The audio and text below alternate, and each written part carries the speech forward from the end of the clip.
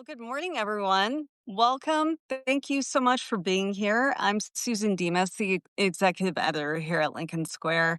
And joining me today is Edwin Eisendrath, and he will be back on Thursday to host his new show. It's The Democracy Stupid, right here. And that is also the name of his Substack, which you should definitely subscribe to. But Edwin is no stranger to this. He hosts a radio show in Michigan. I'm sorry, that's where I live. In Chicago, my hometown, for Heartland Signal, The Big Picture. And he also has a long history as a Chicago alderman, the CEO of Chicago Sun-Times, and much more. So we're so happy to have him join us at Lincoln Square today, and again for his own show on Thursday. So thank you. Thank you. I'm happy to be here. Great. Well, I know we were talking about the fact that the list of things to talk about this week will really spans a couple pages. But I figure that we probably should start with Trump's comments as he was signing his executive order that would ban flag burning, which of course goes against a Supreme Court decision. But during that press conference, he mused about being a dictator once again. And here's his mangled quote. They say we don't need him. Freedom, freedom. He's a dictator. He's a dictator. But then he said, but a lot of people are saying maybe we'd like a dictator. So, many people are saying, as Trump likes to say, that they would like a dictator. I don't find that to be true. I'm guessing that you don't either, Edwin. Many people are saying he's unfit for office, and if Congress had even the iota of a backbone, they'd have thrown him out. That's what many people are saying. Especially in Chicago, the next city that he has talked about invading. And I know your governor, J.B. Pritzker, had some strong words, but let's talk a little bit more about what he's doing. I mean, he's just been throwing out one piece of red meat for his base after another, as his polls have been declining over the economy slowing, and he's been facing so much heat over his refusal to release the Epstein files. So the latest one this week was, we're going to throw you in jail for burning a flag.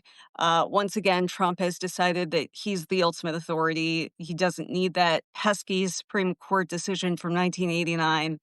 Um, but, to me, this is just part of the same pattern. He sent troops into DC. He wants the press to cover things on his terms.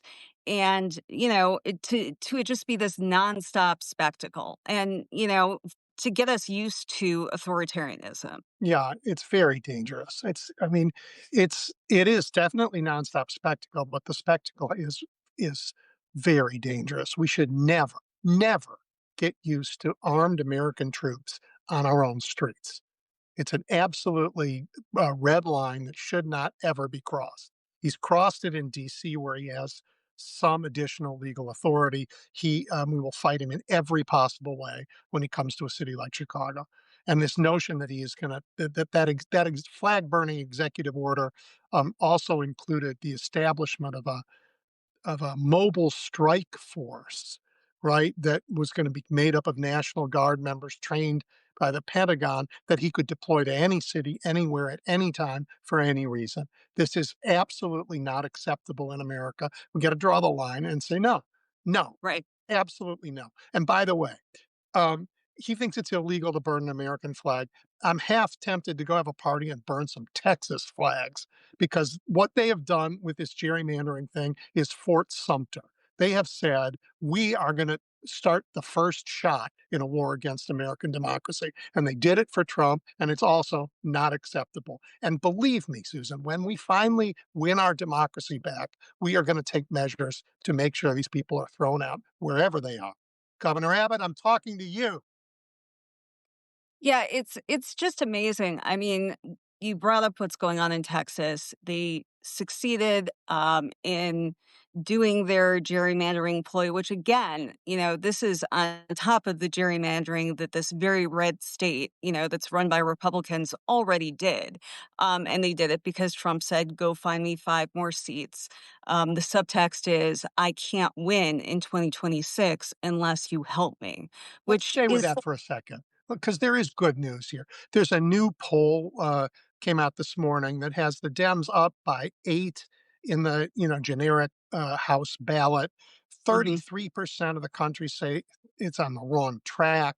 I mean, I guess that means that's Trump's floor, right? But that leaves 67% of the country available to people who care about our democracy, right? And today there's a special election in Iowa. This is a state senate seat that became vacant when the incumbent died of a heart attack or died of cancer earlier this year. Um, it's a seat that Trump won 55-44, like mhm, Sioux City and the area outside of it.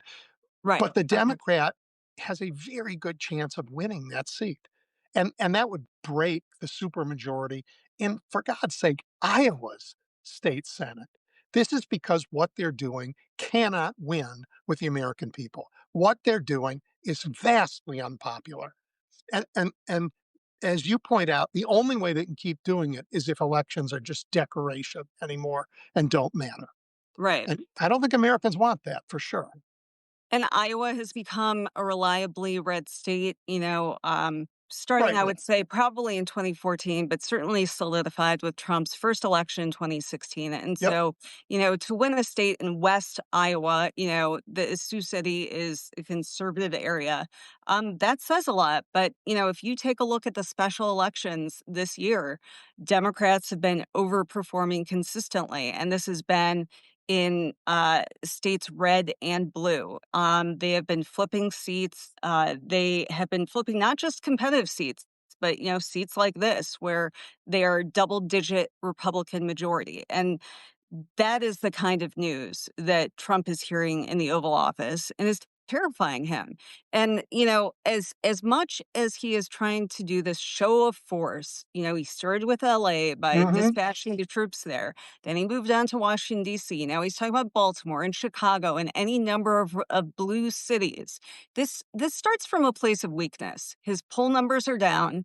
His base is faltering because he promised the Epstein files. We all know why he won't deliver on that. And now he's playing footsie with a convicted child sex trafficker, Ghislaine Maxwell, and moving her to a minimum security prison. I mean, this is just disgusting. There are people who, genuinely believed that they were on the side of helping children, and that's why they believed in QAnon and fell down this rabbit hole. Now he is trying. He is on the verge of pardoning You are on a the roll, and I'm loving it. okay, he's on the verge of pardoning this monster as her victims talked about her, Ghislaine Maxwell. Yeah, He's on the side of victims. He does not care. And I do think that there are some people who are waking up to that. a And lot of so, people are waking up when to it. there, I think there's national buyer's remorse. Like, yeah, here's what I think. Remember that Ron DeSantis took over a college, a liberal college in right, Florida. It's called the New College. right, What happened? It's become a money pit for the state. They gave it 34 million in the last session. And what's happened to the students? Well, they can't they've had to recruit a whole bunch of new students and they only stay one semester and they flee. They're like, this is terrible. They can't keep students. The graduation rates are down. They keep lowering their admission standards. This is what it's a model for what they're doing to the country. Let's make it, let's lower every possible standard to hire in the FBI, for example, which is what they're doing. Dangerous stuff, right? But right, people aren't staying. People don't, they just don't like to be part of anything this man touches. right. And right? And so there's national buyer's remorse, which is why we could win a seat in Iowa, why we're winning elections everywhere. And they want to say, I don't care. We own it now forever. We're going to keep it forever. And they aren't going to keep it forever. Right. And I also think that part of this strategy to send troops in is to demoralize people for, to send the message, there's nothing you can do. We're in control. We will take over your cities. Don't even bother fighting this. Don't even bother showing up in 2026. And we all know that we have plenty of opportunities to still dissent in this Wait, country. Susan, you don't think he's sending these troops in to reduce crime in our cities? I'm skeptical, Yeah, yes. Yes. yeah. Like, that's not what he did in LA. It's not what he did in DC. And in Chicago, I'm guessing, at least some of them are going to be housed at Trump Tower at taxpayer expense, right? Because Yes. that's what they do. Absolutely. I mean, it's all a grift. Every time that Trump goes back to one of his properties, Mar-a-Lago or Bedford, he charges the US government for his Secret Service um, protection. And that's one of the ways that he's gotten rich off the presidency, one of the many ways. It's all corrupt. Yeah, Anne And Applebaum has done a really good job of explaining this in her book Autocracy Inc. Isn't really about the United States, but it says these fascists have networks of corrupt financial structures, advanced surveillance, full time propagandists, control of coercive power, and international cooperation among these autocrats. All of those things are what Trump is building. All of them. yeah, Systematically, with Putin's help and his friend in North Korea. I mean, what he did to the South Korean president was disgusting in the yeah. Oval Office. Absolutely, and that is how he treats our friends and allies. Look at what he did with Zelensky earlier this year. That's why so many of the European leaders came by his side this time, so that it didn't happen again, where JD Vance and Trump browbeat Zelensky and basically told him to give up. And when he says that, it's not just about Ukraine. This is about his vision that, if you want to, you can invade a country like Russia did, take what you want, and the weak should just acquiesce. That's been his modus operandi in the business world as well, and that is how he views the Uh, world. I'm It's a so very happy you brought cynical that up world. because when all of the leaders of Europe come to the White House, that's a summit. That's a big deal, right? And the week before, Putin came here and met on On American Trump's soil. Boom, invitation, that's a summit. So we've had two major summits in 2 weeks. And what changed? What changed on nothing. that battlefield? Zero. He accomplished nothing. He spent a fortune. He embarrassed us. He accomplished nothing. Nothing. Right. Nothing. There will be peace on day Putin. one. What's going on in Gaza? What's going on in the Donbass in Ukraine? Slaughter. This man, and he wants a Nobel Peace Prize. Yeah, and I saw the latest headline, I think it was from ABC. Trump is so disappointed that Putin is continuing the bombing amid the peace talks. There are no peace talks. Putin played him like he always plays him, and he is just going back to cause as much destruction as possible, knowing that the US is too weak and too corrupt to do anything Speaking of under corrupt and Trump. weak, we have not yet talked about his effort to pervert the Federal Reserve. Yes. And just last night, he announced that he had fired Lisa Cook, who is a well-respected economist, came from Michigan State University. She is an African American woman, and as we know, he has disproportionately targeted people of color with these purges. Women and people of color. We've seen this in the military and throughout the government. And he does not have the authority to remove her, but this is going to go to the Supreme Court. Yeah, well, so let's just talk about your friends in the press who all said Trump fired her yesterday, which Right. is, of course, not true. Right. Accuracy is one of those things that's supposed to be important.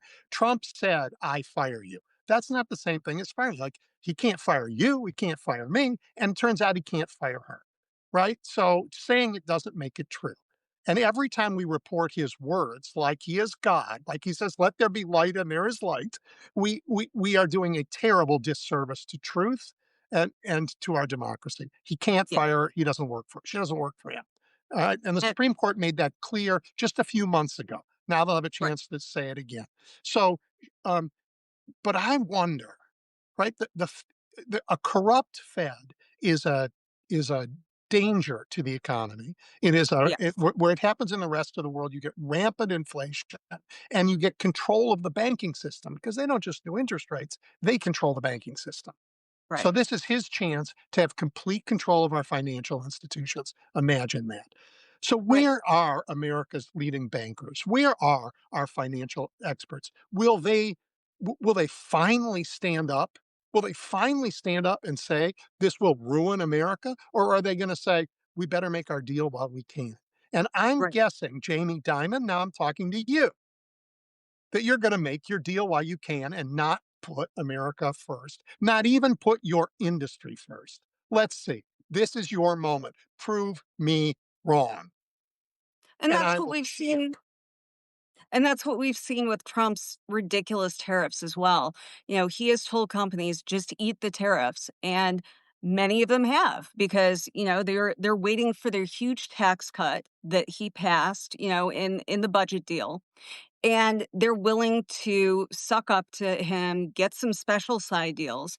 But, the piper has to be paid at some point, and that's why you're seeing Walmart raise their prices, and that's why you're seeing the back to school prices have soared. Prices are going up. This is hitting Prices of home. energy way up. And look, Absolutely, and that's even farmers are about to before. get hit really hard, not just Right. from the tariffs, but from the SNAP cuts. That's about to happen to them.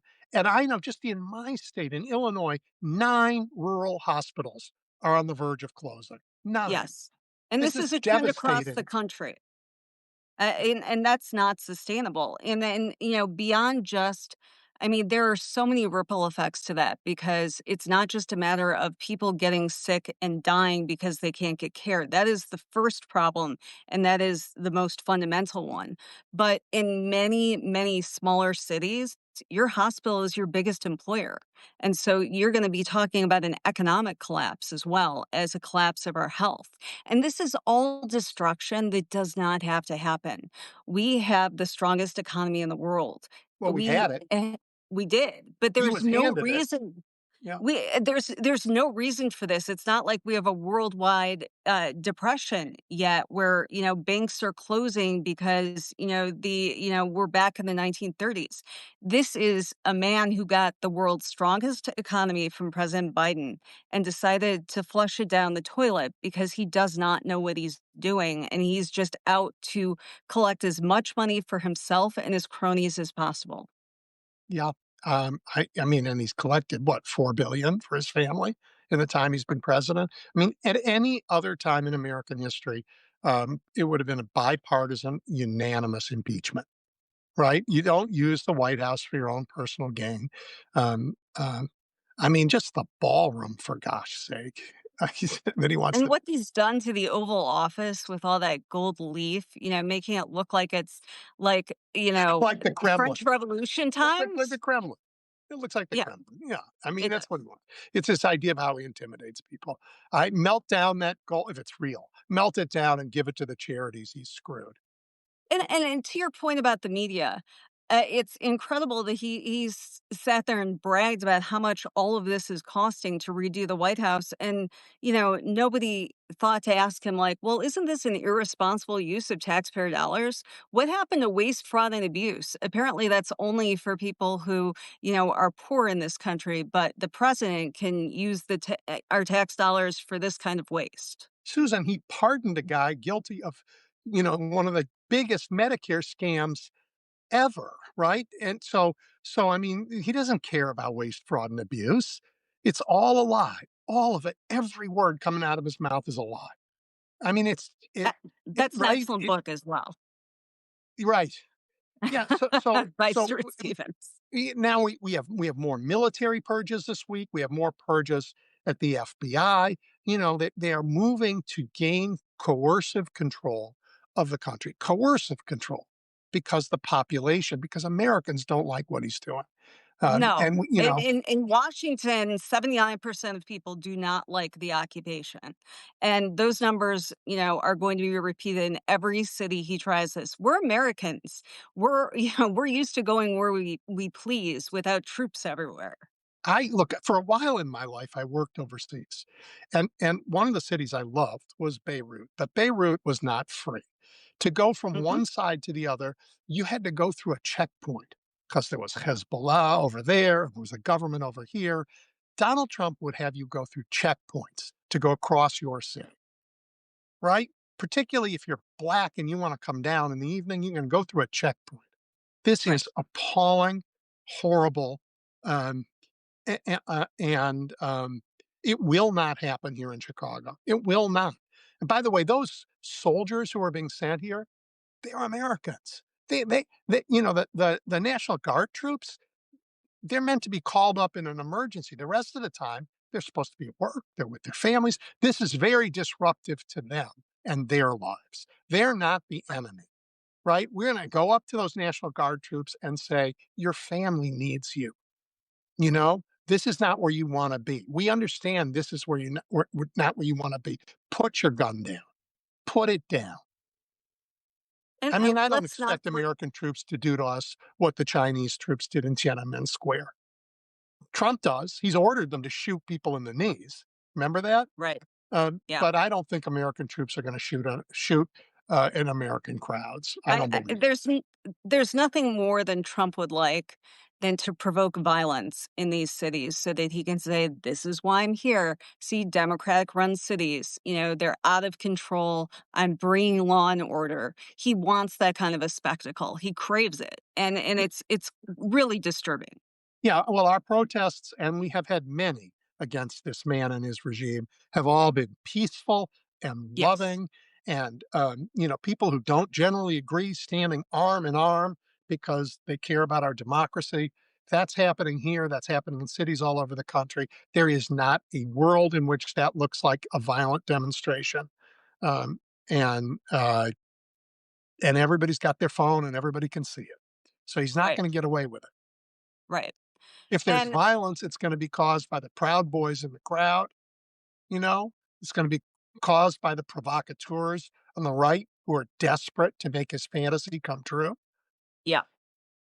Yeah, and I'm a native Chicagoan. I know you're a lifelong Chicagoan. I mean, this is not the city that you want to go into if you're trying to win hearts and minds.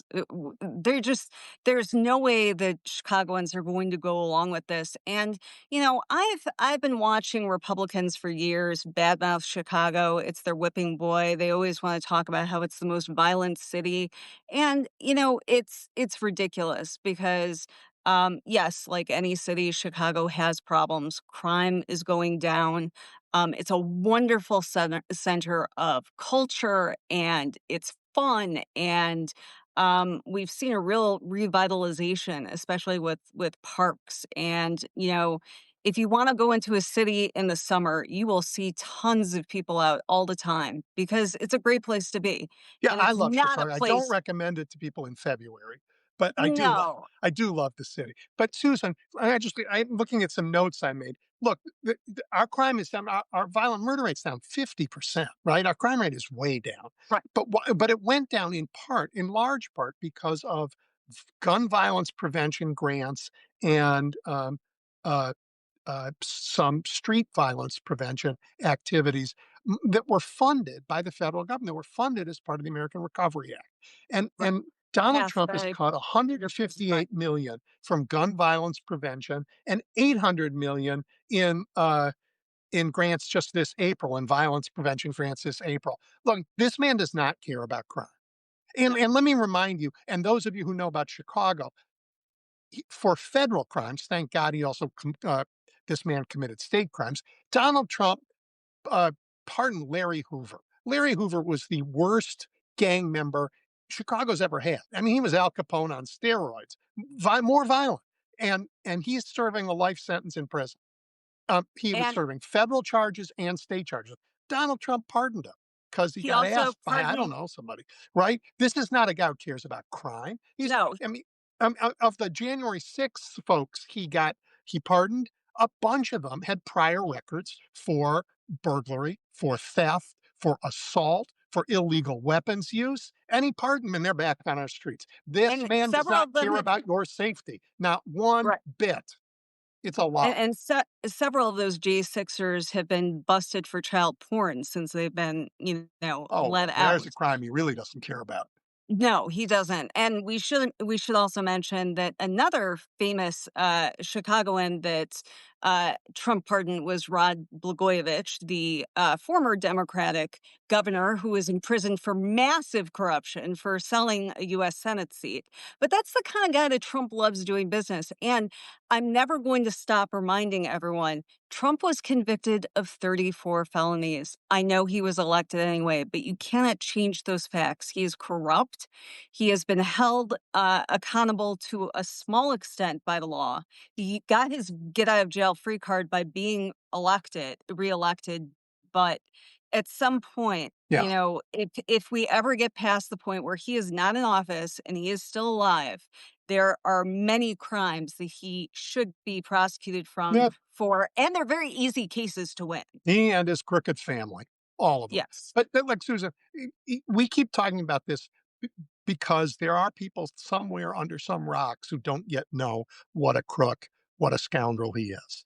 But America, by and large, is waking up to that, as we say, buyer's remorse. So there's good news. If we can protect our elections, if we can push folks like the big bankers now to say, this isn't in America's interest what you're doing. If we can push our universities to stand up and not cave, if we can tell people to go to the law firms that haven't caved and protect civil society, if we can guide people to journalism organizations that don't have government monitors in their newsrooms now. They're still out there. If we can help people do this, we can not only save the democracy, but we can rebuild it on stronger foundations.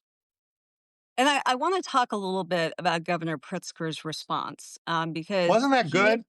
it was. He's given some incredible speeches, I think, especially during Trump's second term. And I feel like he brings a real moral clarity to the moment that we're in. And I know you've known him for years. And Yeah. so do you feel like this really resonated with people in the state? So this is yesterday where JB got out and there was a big event in, and by the way, Chicago looked pretty good behind him, Yeah. right along Yeah. by the river. Um, yeah, he did a great job. I mean, look, he made clear he gave voice to what many of us here believe and feel, which is to the president of the United States, don't you dare send your military into our city. Don't you dare. This is a great, I mean, in some ways, the most American of cities, in some ways. It's vibrant. It's got a great diversity of industry. Its people are diverse, and we manage, for sometimes better and sometimes worse, to have a government that helps us move forward. But that's like a lot of places, and yet we get along. We do our our best every day to work hard. It's a very hard working city, and we don't need this fool sending young men with their guns uh, that will only end up killing people. I mean, there's nothing they can do, right? Maybe they can hang out by the famous bean. Maybe they can walk along the lakefront. Greet the tourists as they come here. Although they in D.C. they drove the tourists away, Yeah. because people don't really like that. Um, No. but as I say, JB did a great job of giving voice to our um, concerns, our outrage, uh, and our hopes for a better day. Yeah. I wanna read this take from CNN, and because I feel like it encapsulates everything that's wrong with media coverage today. President Donald Trump and Illinois Governor J.B. Pritzker are the type of foe the other loves to hate. On one level, their escalating showdown over the president's threat to send in the National Guard onto the streets of Chicago is a convenient political feud.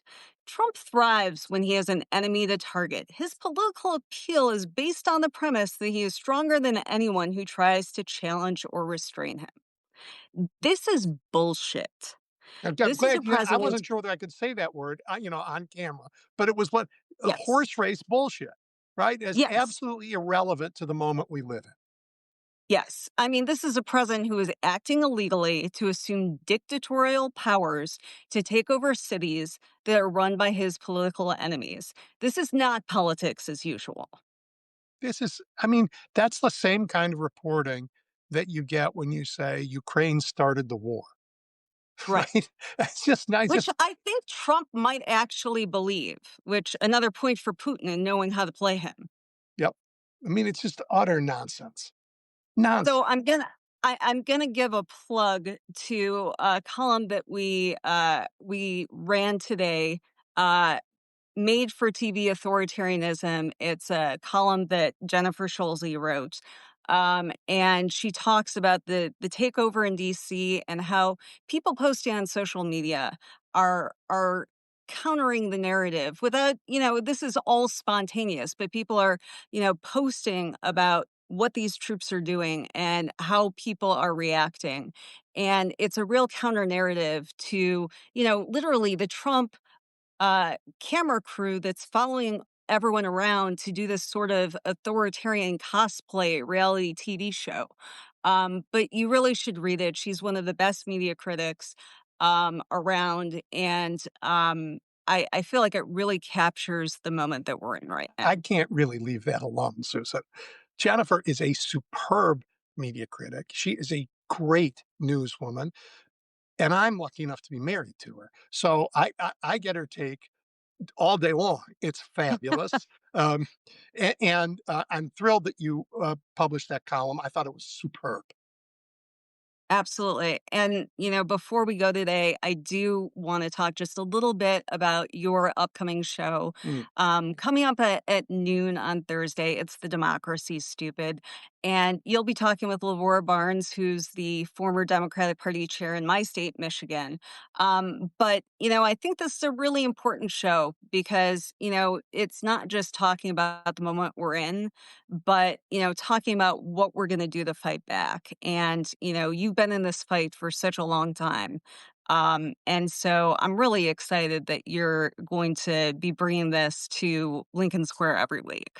Thank you, Susan. I've enjoyed our conversations, and I'm glad they will continue. And I'm looking forward to adding, a little more content to your growing network. Thank you. And I know that uh you have such deep roots in Chicago, so I'm looking forward to, you talking with some of the leaders there from across the Democratic Party. But why don't you tell us what you're hoping that the audience will get out of your show every week? Yeah, well, I hope I can connect the dots for people a little bit about all of these pieces of news. It's overwhelming. There's so many stories every week, right? And as you and I said, like it's only Tuesday, and I made a list of this week's stories, and I ran out of room on the page, right? Yeah, So we have to develop the mindset where we think in the categories that matter, and these stories add to the picture, but we don't get overwhelmed by them. So I'm hoping that we can fully understand the moment we're in rather than be overwhelmed by the moment we're in, and learn how to fight back, really how to fight back, and fight back based on our love for this democracy and our values. absolutely. Um, I think the name for the show is perfect. I'm so looking forward to it, and I'm glad that we'll be back next week to talk about whatever else Whatever Trump happens between pulls. now and then. Yeah. Yeah. Thanks, Susan. Thank you so much.